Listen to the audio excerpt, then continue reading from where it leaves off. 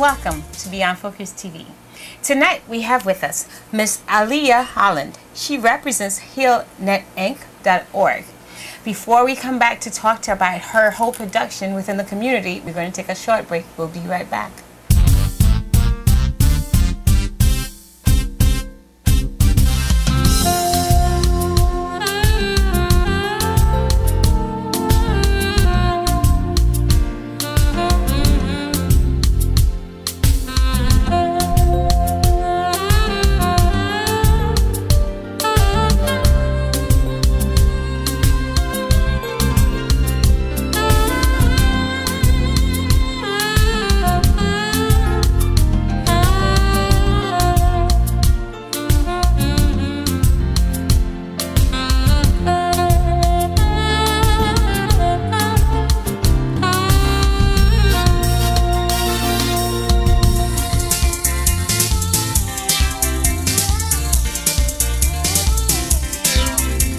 Welcome back.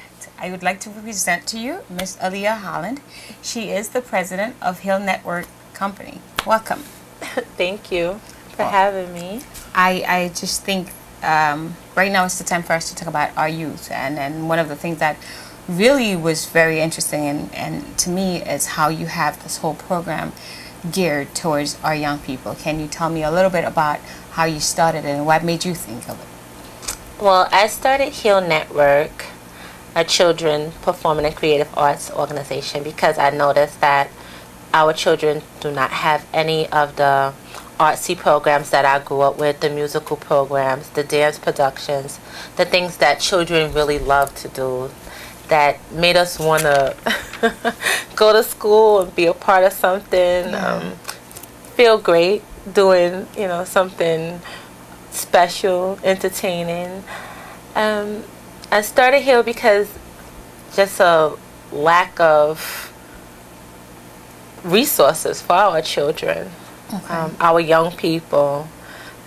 I really feel that in today's age, 2011, our children do not have the type of resources that's required for them to succeed, to make it in life. So the reason why I started Heal, helping, empowering, and advancing lives, is to help empower and advance lives. It's funny how while you're talking about it, you're really touching about it. It's because you and I, we had a short conversation earlier, and we were talking about like the different things that are happening within a community, the things that are affecting our kids. And then to sit here and watch you is just like tearing up, just talking about a company that you created. You know, how long have you been doing this within the community? I've been volunteering my services and assisting teachers throughout New York City since 1997. Okay. I was a teacher, Serena, from Staten Island. She was working in the Bronx. So we was working in Staten Island and the Bronx, and that was in like the early 90s. Okay. And then I would always go to schools and participate in the Girl Scouts or whatever I could do, create a dance routine or a dance program in the girls in the neighborhood and pay for their uniforms, pay for their costumes, and perform. So I've been doing this since 1997. I brought Heal into effect in 2008. Okay. And it came from actually HIV empowerment and awareness for life, because so many of our young people have been acquiring HIV at an alarming rate. Like, I've been an HIV and AIDS nurse for over 10 years. Okay. And the amount of adolescents, young people, teens that were getting the virus had increased 1 year by like 800%. And those are like records that we see. But people like that we know of. Right, but the community does not see this. Yeah. You know, and it's like, okay, so you see this and like you're seeing all this destruction, distress, and duress. What are we going to do? You know, so I'm like, I'm not going to worry about what other people are going to do. Like, I have to do something. My nickname is Harriet Tubman. Okay, I'd like for you to kind of mention what HEAL stands for at first, so people will have an idea of how they can interrelate HEAL and what it is. Because I have a quick question for you based on what you just said about the AIDS virus. Okay, well, HEAL stands for empowerment, educating, and entertaining our youth. And how we educate them is through, I'm a registered nurse for many years. I'm a registered nurse, and how we educate them is through health. And health can be everything from nutrition and physical fitness, which we have a part of our programs, to awareness of the STDs and the complications and the different type of distress you can go through if you don't prevent yourself from these type of... So I'm going to stop you right there, because that's the part I wanted to bring up. How within the organization do you teach or talk to young kids about, especially, you know, there's what you have on the pamphlet is what you call crisis intervention. Crisis intervention, exactly. And we probably would not thought of AIDS awareness or STD awareness to be a crisis, which it is within our community. So how do you talk to young people about that? Well, what our focus is, we don't really like talk not schooling. And and instruct, but we come up with different performance skits the kids may do, or write a treatment and let's act it out, or perform something expressing agony, pain, distress, and like a breakthrough. Like, it's never really like chalk and board and this is AIDS and you're gonna die from you're gonna die. It's not like that. I understand. Yes. And if you don't use these New York City condoms, and then it's like all black and with the 3 letters, but no, seriously, and they don't fit certain people. And that's all the boys complain about, their fit. And one bad boy showed me it would have never fit him. Never ever. He was like 17 years old. I said, Miss Aleah, I'm telling you, it's not gonna fit. I'm like, oh, you're exaggerating. Oh, no. As, you know, in get all out of seriousness, here. like we are talking I told you it's not gonna fit. No, there are certain things that, you know, we as parents, we as people, we members of the community needs to be aware of what our kids are learning, are doing, are being part of. And it's through organization like this one that we can, at least, if the parents that are at home are not doing their part, we can bring it up and have other people talk about it, have other people talk to our kids, have other people intervening, like relating to the kids, where they can talk to them and get them out and letting them know what it is that they can do, letting them know that this is how you can prevent certain things from happening. There's no need for a 12-year-old to be within certain boundaries or certain places at certain times. You know, I have a question for you when we come back, but we're going to take a short break, and then we're going to continue this beautiful conversation that we're having. Okay, great. We can take a break. We'll be right back.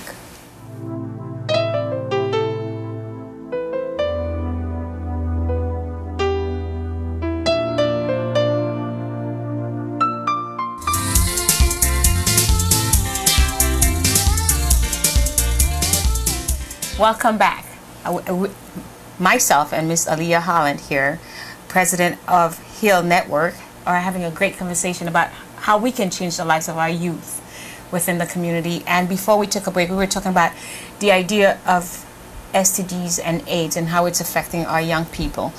But if you go, like when I went under your network and I was looking into it, one of the things that you talk about is how broken promises, broken families, and broken community. How those 3 things.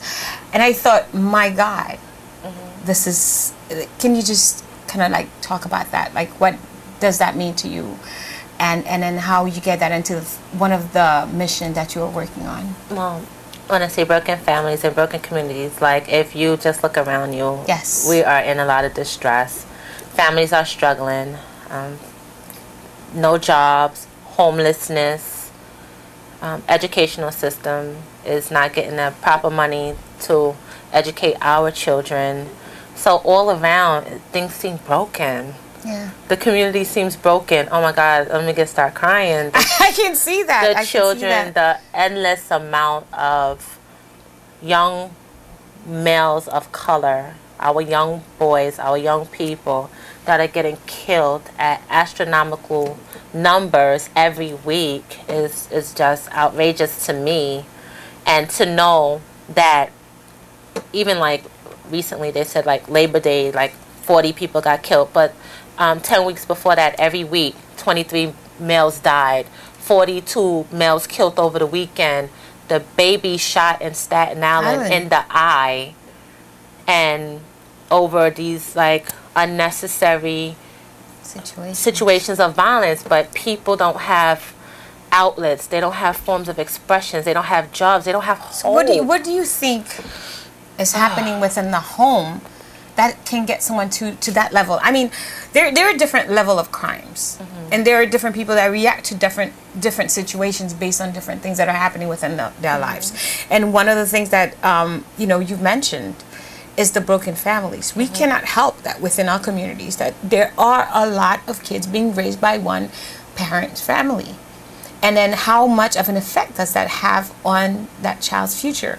And how do you, within an organization, kind of bring those two links together to let them know that although you don't have two parents at home, although you don't have a dad that's helping you out, this is a place, this is an outlet where you can come in and find someone that will guide you. Well, I always like to keep it real, because like a lot of times, like I'm a single mom now, and even though dad is not there, like I pretty much, to me, like do everything to set an example for my children. Yes. Like, you know, my daughter's here in the studio with me today, you know, so I try to do everything to set an example for my children. But you have some of these younger mothers, and I'm a young mother, that's still trying to find themselves. You know, what we say is like, you know, they're still playing the field, isn't it? Playing the field, exactly. Busy focusing on their JJs and their issues and meeting their needs, that they're not even meeting their children's needs. And unfortunately, like when you become a mom, you kind of like give up your life, a large amount, a percentage of your life to focus in on your children. And I think that the moms are overstressed. Yes. They're overwhelmed, either with work or with personal life issues, or just trying to make it work. I've been in situations where I wasn't as fortunate enough to have everything, the rent paid on time, the car notes paid on time, and you just doing everything to try and make it work. And sometimes you neglect the children. The kids that you are doing all of these things for. And I'm so glad you kind of bring it up, because a lot of time, to me, I mean, I'm as a parent, I know like the amount of pressure that I have to, you know, to make sure that my daughter is doing her best. But then you have to cut off the time where you say, okay, you know, it's all my responsibility. It took two people to make certain things happen. And when those two people are not there, no matter how much you try as a one person to be both parent, it's not going to happen. And over the weekend, I had this conversation with a gentleman, and I asked him he's like doing 100 things at a time. And I asked him, like, what drives you to be this person? And one of the things that he said to me is that his father used to make promises that he never kept. So based on that, he wanted to be a father that made promises and that kept them for his kids. That's awesome. And yeah, exactly. You know, so he's a young man that grew up within a family where his father had made promises to him and never fulfilled these needs. That he's taking that and making it like a better system for himself. He could have either way go the other way around, where he says, well, you know, like my dad was never there for me, and I don't have to be there. Who cares? I threaten my kids all the time with that, because I didn't grow up with my mother. You understand? My mom left us when we were children with my grandmother to raise, and she didn't play a vital role in our life, so I threatened my kids, I could be just like my mom. But you learn, because of that, you decided, I'm going to be a better mother. And with Heal, what my ultimate goal is to create Heal centers, and we want to be the person that gets the great people in the community like yourself and the people you know, and say, let's help that family with their kids that they're struggling, help that mom get on their feet. And I also believe that the opportunities that I create jobs. Yes. I create jobs for people, you know, so you got to understand, like, taking care of our children, I can't take care of 135 children by myself. And that's just one small component, because I'm licensed to take care of thousands and thousands and thousands of children. Yeah. So my ultimate goal is to create heal centers. And in this, we have like centers that stay open to 10 p.m. and we could bring some of them children that's on the corner and in the street into here and bring your child, because these are not bad kids. Don't get me wrong. Exactly. You know, these are our children, and some of these children that I see in these gangs and stuff like that. And my old hood, like, I grew up when they were babies. My daughter is 15 years old. She went to school with some of these boys. I remember them being in her class and everything. And my daughter's been in good classes all her life. So the little boy. Do you ask yourself, like, when did the change happen? Because to me, that's always my question. That's always the question. Like, how did they get there? How do you get from point A? I mean, we're not talking about what you have. We're not talking about material stuff. Right. It's how do you change your mind? What happened within life that I'm going to tell you what happened. Yeah, it's the little amazing. boy, my daughter just turned 15, and what is it? Jamal got shot at, what, 14? Jamal, her little boy in her class, little sweet, little adorable, my baby. Like, he's in the neighborhood, and something takes off with the boys in the hood, and he gets shot at 14 years old.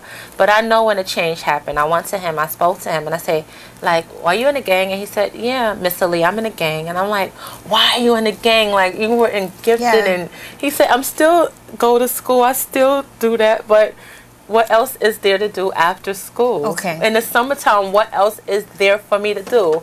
Like, so I'm like, "Oh, you're right." So you're saying, like, there's nothing for within the community going on in the community, and outside of when school is out during the summer, what is there for him to do? Okay, so if he came to a program like Heal, which I'm putting a program in that community as we speak now. Okay. And PS 219, Public School 219, and I want to bring them in wood shopping class. I have the guys come in to teach filming, editing, do the things they love to do. I have DJ Kev White from Radio Disney, and he teaches them how to DJ, and it's just a fun environment. We create in programs that our children love to do, that they go and they watch on TV. Exactly. And like, you think you could dance. We got he'll think you could dance. He'll think he'll think you're an idol. Anything to keep them competitions. Yeah.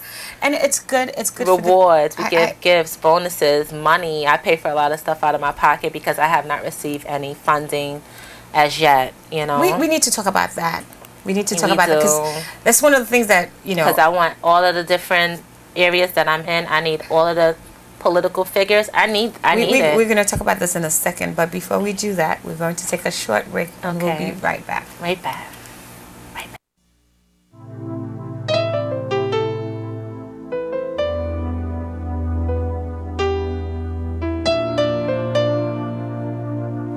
Welcome back. We are here with Miss Aleah Holland. She is the president of HealNetwork.org. Before we took the break, we were talking about what's being sponsored, funded by the by government within the community, and we were talking about the summer programs that the kids are not getting any funding for.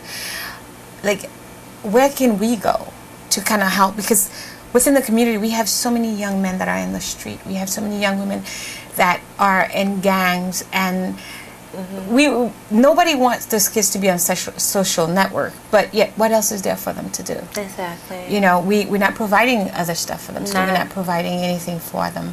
So how do you get in touch with anyone, like, in terms of helping with the fund? Well, I'm really putting my foot down this year. And going after all of the funding that is necessary for us to be sustainable and functional as an organization. I go after private funding, taking out hundreds of thousands of dollars in loans, you know, but I'm really going after the politicians and their discretionary funds. And my whole idea is, like, I share it with everyone, and people are like, "Oh God, you need to pay for your information that you give," but if it could save children and save our kids, especially like our young males, I'm all for it.